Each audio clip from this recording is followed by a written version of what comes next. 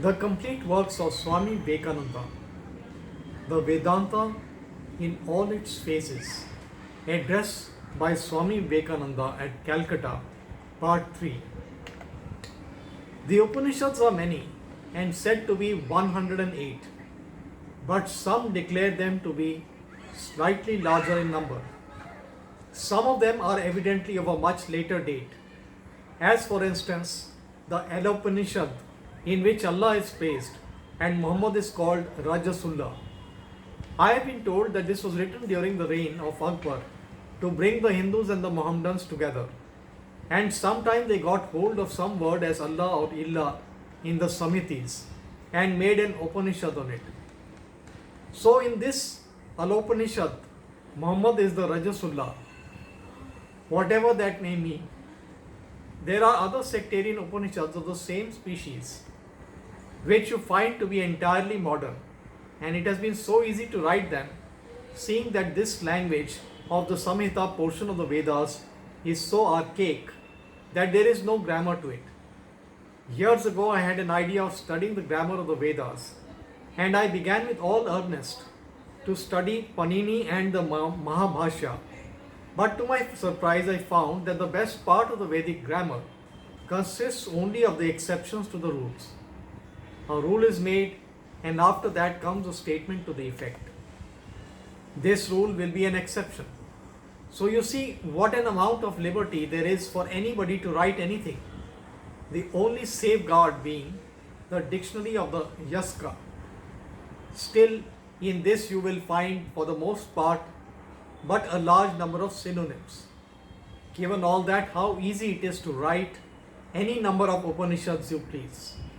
Just have a little knowledge of Sanskrit, enough to make words look like old archaic words, and you have no fear of grammar.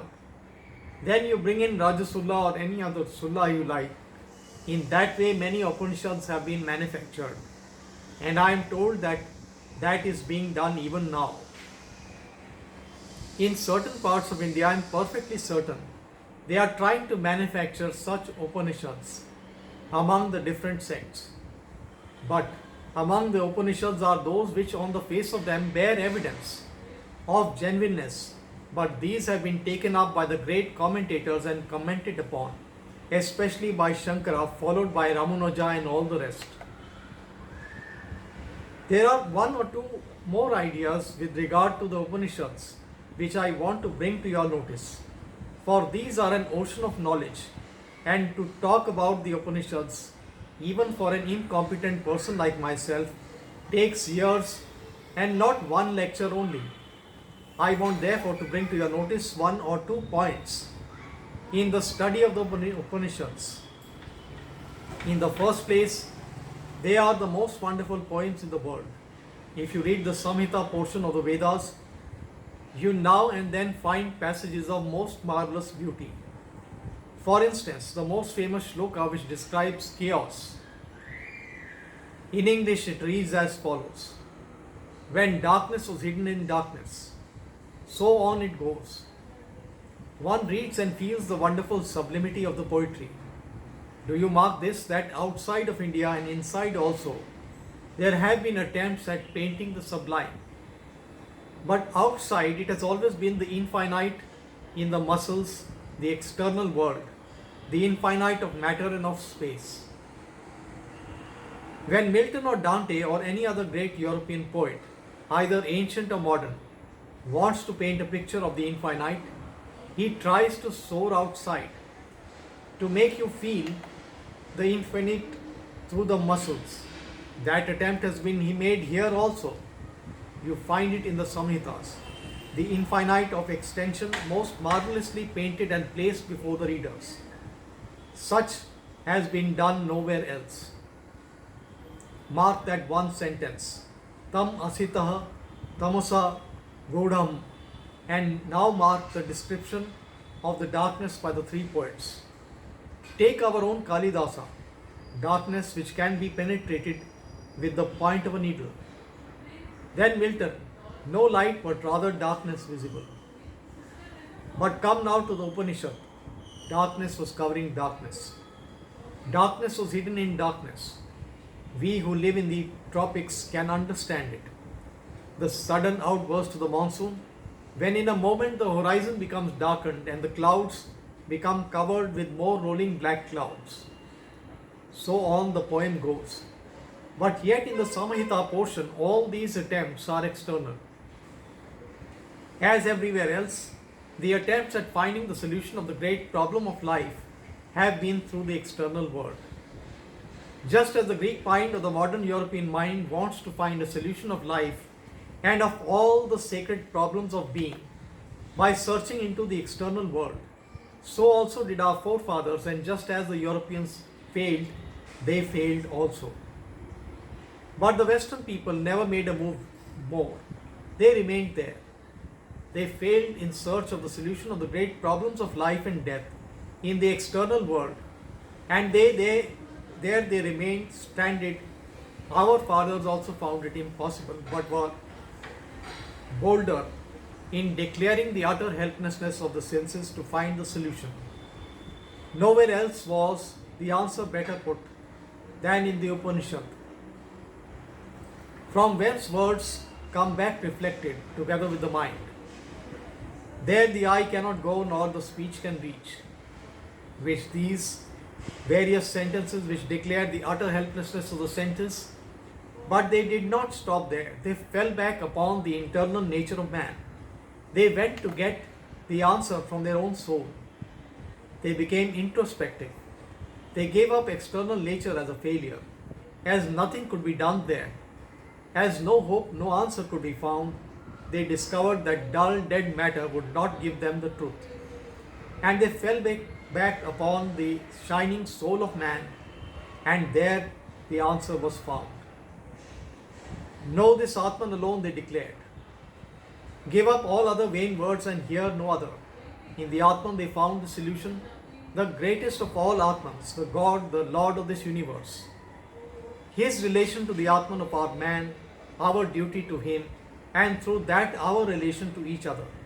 And herein you find the most sublime poetry in the world. No more is the attempt made to paint this Atman in the language of matter. Nay, for it, they have given up even all positive language. No more is there any attempt to come to their senses to give them the infinite, the idea of the infinite. No more is there an external, dull, dead, material, spacious, sensuous, infinite. But instead of that comes something which is as fine as even that mentioned in the saying. What poetry in the world can be more sublime than this? There the sun cannot illumine, nor the moon the stars. There this flash of lightning cannot illumine. What to speak of this mortal fire? Such poetry you find nowhere else. Take the most marvelous Upanishad, the Katha. What a wonderful finish. What a most marvelous art displayed in that poem. How wonderfully it opens with that little boy to whom Shraddha came, who wanted to see Yama, and how that most marvelous of all teachers, Death himself, teaches him the great lessons of life and death. And what was his quest? To know the secret of death. The second point that I want you to remember is that perfectly impersonal character of the Upanishads. Although we find many names and many speakers and many teachers in the Upanishads, not one of them stands as an authority of the Upanishads. Not one verse is based upon the life of any one of them. These are simply figures like shadows moving in the background, unfelt, unseen, unrealized. But the real force is in the marvelous, the brilliant, the effulgent texts of the Upanishads, perfectly impersonal. If 20 Yajnavalkas came and lived and died, it does not matter. The texts are there. And yet it is against no personality. It is broad and expansive enough to embrace all the personalities that the world has yet produced and all that are yet to come. It has nothing to say against the worship of persons or avatars or sages. On the other hand, it is always upholding it. At the same time, it is perfectly impersonal. It is a most marvelous idea, like the God it preaches, the impersonal idea of the Upanishads. For the sage, the thinker, the philosopher, For the rationalist, it is as much impersonal as any modern scientist can wish. And these are our scriptures. You must remember what the Bible is to the Christians, what the Quran is to the Mohammedan, what the Tripitaka is to the Buddhist, what the Zend Avesta is to the Parsis. These Upanishads are to us. These are nothing but our scriptures. The Puranas, the Tantras, and all other books, even the Vash Sutras, are secondary, tertiary authority, but primary are the Vedas. Manu and the Puranas and all other books are to be taken as far as they agree with the authority of the Upanishads, and when they disagree, they are to be rejected without mercy.